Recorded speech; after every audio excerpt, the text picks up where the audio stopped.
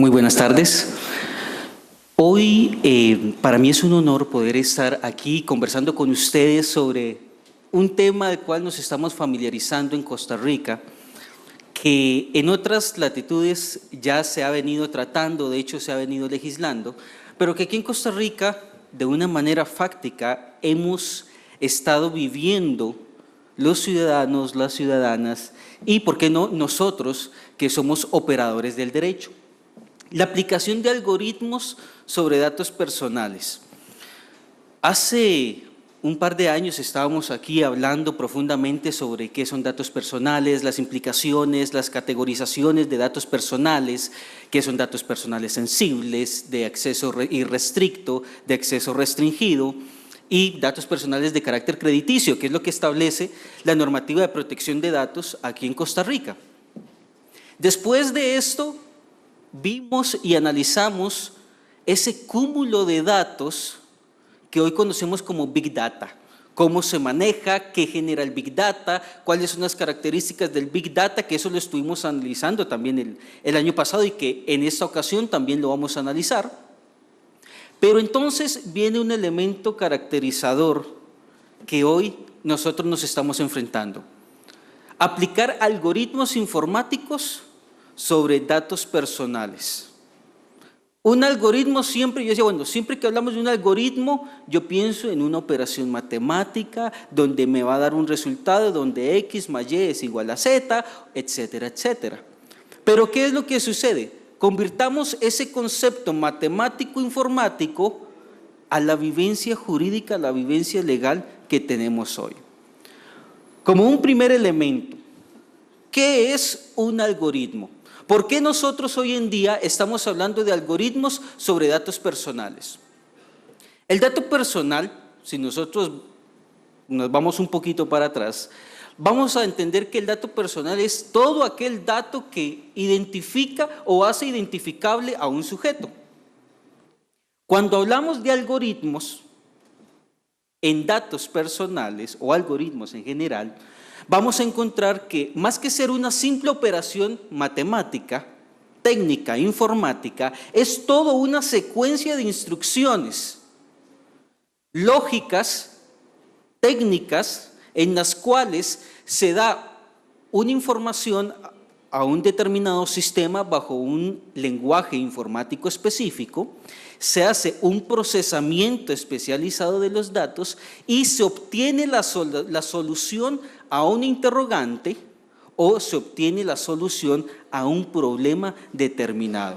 Entonces, ¿qué sucede? Venir y descifrar lo que es un algoritmo nos hace a nosotros pensar que definitivamente el tema técnico va a estar ligado al tema jurídico. ¿Por qué? Este procesamiento que tiene que llevarse a cabo a través de los algoritmos debe cumplir una serie de parámetros. ¿De dónde y cómo sacamos nosotros esos parámetros? Hablándolo desde la perspectiva de protección de datos, la aplicación de algoritmos debe cumplir ciertos requisitos legales, ciertos parámetros legales, que si nosotros lo analizamos desde la normativa europea, son parámetros en los cuales la legislación se está adaptando. Tan es así que pude encontrar unos reportajes de la BBC en los cuales nos hablan de 5 algoritmos y 5 escenarios sobre los cuales un algoritmo informático tiene relevancia sobre nuestros datos y sobre nuestra vivencia diaria. Si nosotros podemos ver, vamos a encontrar que por un lado la inteligencia artificial decide si van a tener trabajo o no las personas. Estamos hablando que el tema de la información laboral de un sujeto es información personal.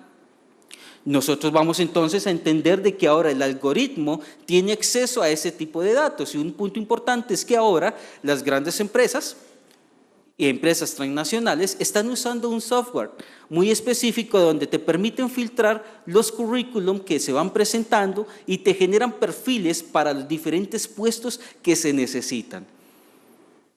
Pregunto, ¿sabemos nosotros que eso se aplica sobre nuestros datos que aportamos a través de un currículum vitae? Es interesante porque ahora para la elección de perfiles en cargos determinados de las compañías se aplican este tipo de algoritmos. Y ya vamos a ver cómo es que se hace el análisis bajo el tema de estos algoritmos. El segundo punto, ¿quieres un préstamo? Tu perfil en las redes sociales puede impedírtelo. Ahora a nivel bancario, todo lo que, de hecho, si analizamos la ley de protección de datos en el artículo 9, el último inciso de este artículo nos habla acerca de la información crediticia. Le da un tratamiento especial y de hecho la remite un poco hacia la normativa técnica que pueda llegar a generar el órgano respectivo, que en este caso sería la SUGEF. Pero, más que determinar, cómo se protegen mis datos crediticios, estados de cuenta, números de cuenta, saldos, balances, estados financieros de una persona física, que eso se convierte en un dato personal de índole crediticio, para yo solicitar un préstamo, el banco, la entidad financiera puede aplicar un algoritmo en el cual si da 1 o si da 0, entonces yo voy a determinar un resultado positivo o un resultado negativo. ¿Estamos nosotros conscientes de eso? ¿Y qué podemos hacer nosotros en frente de eso?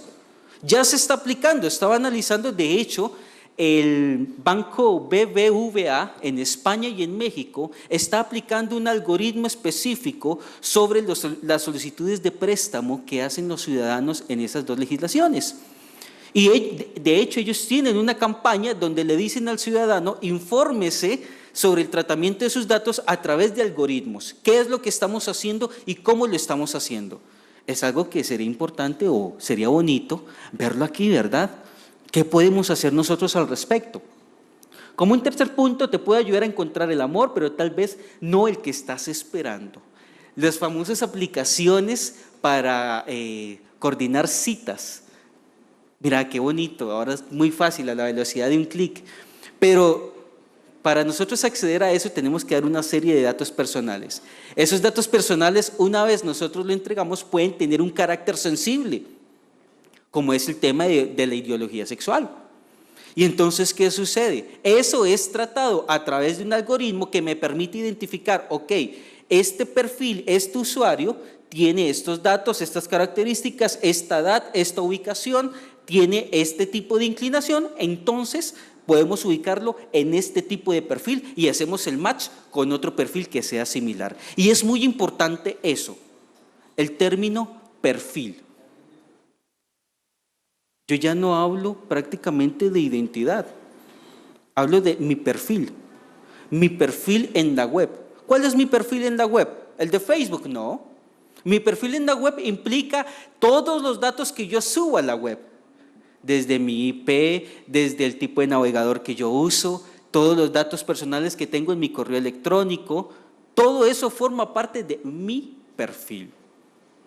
Cuarto punto, un programa puede determinar si eres un adicto o puedes tener un seguro médico. Esto es mucho más sensible porque hablamos de datos de carácter médico, el tema de la salud. Todos los temas y todos los datos relacionados con la salud del individuo se consideran datos sensibles, aquí y yo creo que en cualquier parte del mundo.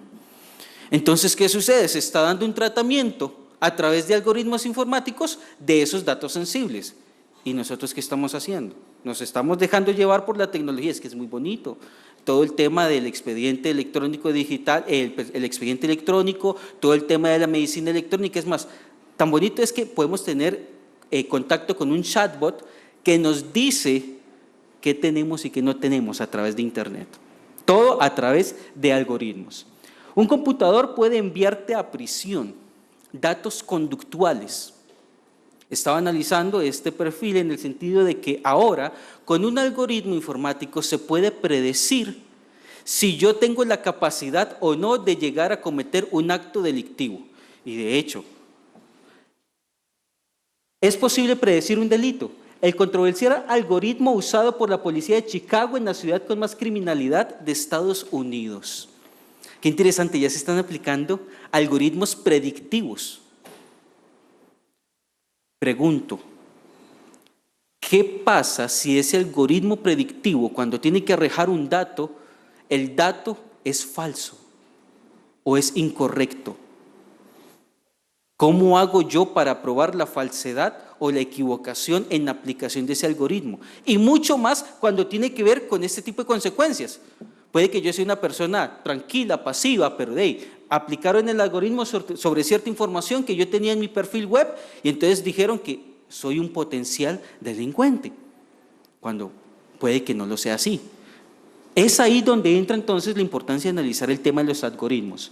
¿Por qué vivimos colonizados por algoritmos y cómo la élite tecnológica se aprovecha de ello? Aquí va relacionado al tema del Big Data, cómo esto está permitiendo generar perfiles en la web de cada uno de los ciudadanos. Y esta última noticia es algo relativamente reciente, el año pasado, 2018, salió en El Financiero, en la cual aquí en Costa Rica se están ofreciendo algoritmos para análisis de datos y mejora de servicios. Aquí en Costa Rica estamos comercializando algoritmos. ¡Ay, qué bonito! Pero, ¿cómo funciona el algoritmo? ¿Y qué me garantiza que efectivamente un algoritmo me va a dar el resultado correcto sobre situación X o sobre situación Y? El algoritmo generalmente lo trabajamos como una fórmula matemática donde X y Y es igual a Z. Técnicamente hablando, es un proceso que tiene un código de inicio. Ese código de inicio va a ir seguido de una introducción de datos de entrada, o sea, hay un input de información. Esos datos generalmente son los datos personales que nosotros proveemos para X o Y situación. Solicitar un préstamo, ver el tema de, ¿por qué no?, comprar una casa, entonces me piden toda mi información crediticia para temas laborales, cuando presento mi currículum, entre otros. Después de la introducción de estos datos, viene un proceso o un cambio de valor y una operación aritmética.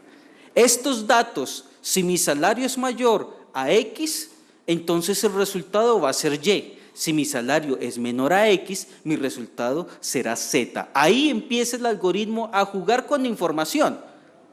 Pregunto, ¿esos datos que son resultado del algoritmo informático se consideran datos personales? 1. 2. Esos datos, a partir del resultado, pueden anonimizarse y pueden ser tratados de forma independiente.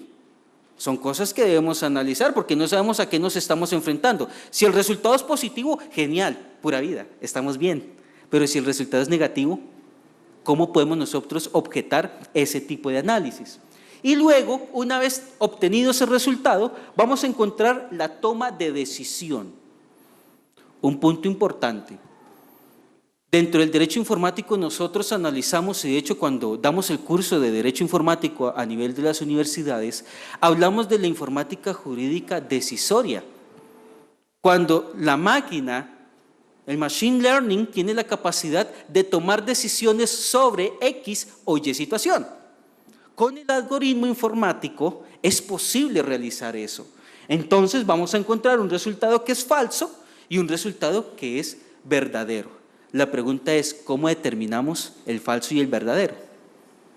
El resultado informático va a ser solo uno.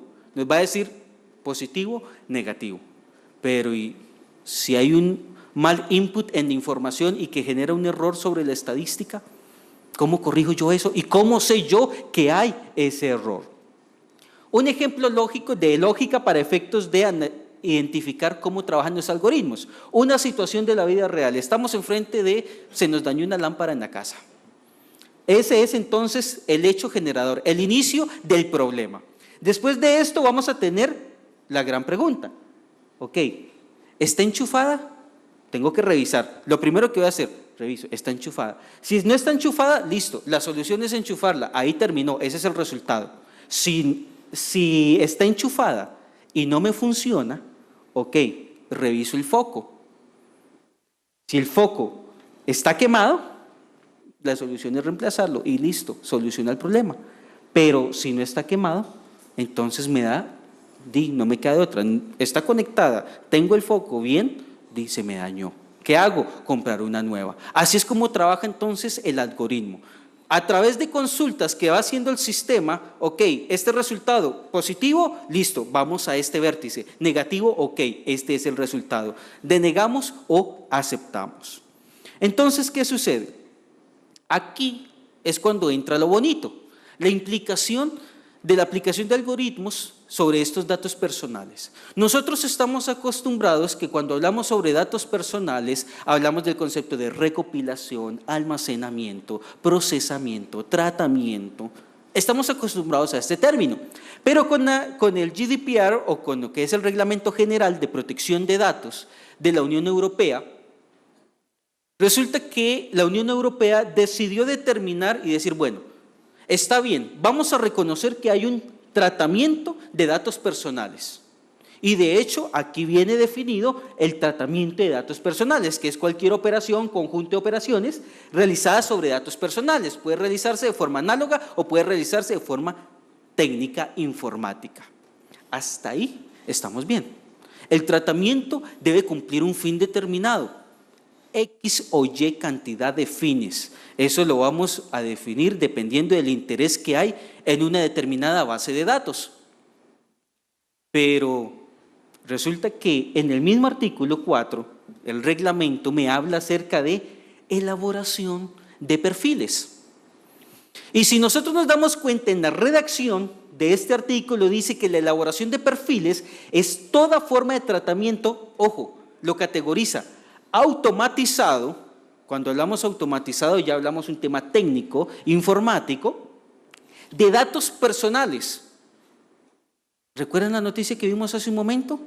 ¿Qué tipos de datos se trataban a través de esos algoritmos? Datos crediticios, datos de comportamiento predictivo, datos personales de identificación, datos personales laborales, salariales, son datos personales que cada uno de nosotros tenemos. Conscientes de utilizar datos personales para evaluar determinados aspectos personales de una persona física, en particular para analizar o predecir aspectos. O sea, es el resultado que vamos a obtener de aplicar un algoritmo. A mí, mi perfil, mis datos, los analizan, los filtran, pasan a través de un algoritmo y pueden generar un resultado determinado que permite, como dice la norma, predecir diferentes aspectos. Hoy estamos nosotros tan familiarizados con esto que podemos entrar a una página web X y podemos predecir nuestro nivel de endeudamiento. Es muy fácil, entramos a la página web, además ponemos niveles de endeudamiento y entonces ahí nos va a salir una calculadora y podemos predecir en cuánto podemos o no endeudarnos. Podemos predecir en cuánto podemos llegar a tener o no una pensión y cuál sería el valor de la pensión. Todo eso es a través de que, ok, yo doy ciertos datos personales, se aplica un algoritmo y me da un resultado. Ay Dios, ya me quedan 5 minutos. Bien, vamos a entender entonces que estos tipos de algoritmos van a aplicarse sobre temas económicos, de salud, preferencias personales, intereses, fiabilidad, comportamiento y ubicación. Todo eso lo manejamos en el celular. Todo eso lo manejamos en el celular y ahora que está tan en vela el tema de los operadores y demás, debemos analizar si ya nos están aplicando este tipo de software sobre nosotros, este tipo de algoritmos. Ok. Puntos importantes desde el punto de vista legal para el tratamiento de datos personales a través de algoritmos. La licitud del tratamiento.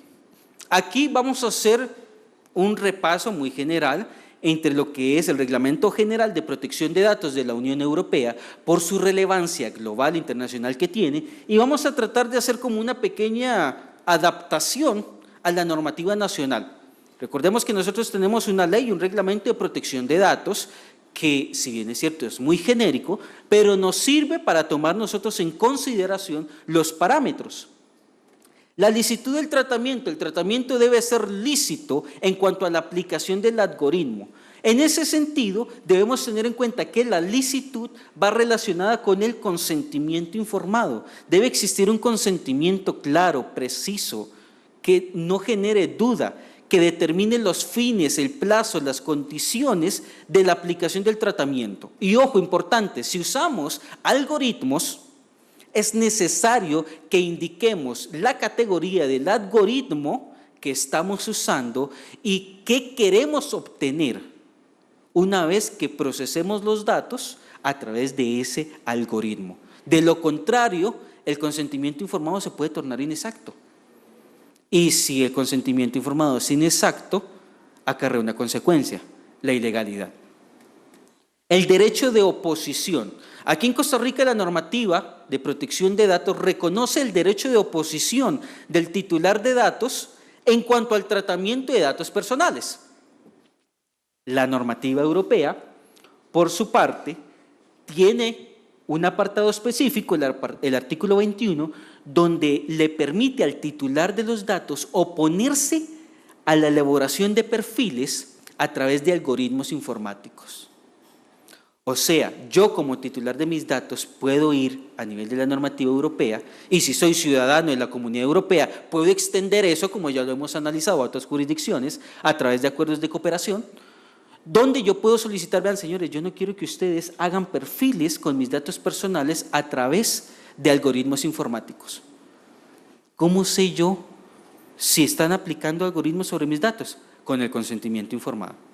Y una vez yo identifico eso, tengo el derecho a oponerme a esa elaboración de perfiles informáticos. Aquí en Costa Rica, pues, tengo lo que es el derecho de oposición en cuanto a oponerme al tratamiento de datos, que sería el equivalente a la revocación al consentimiento informado.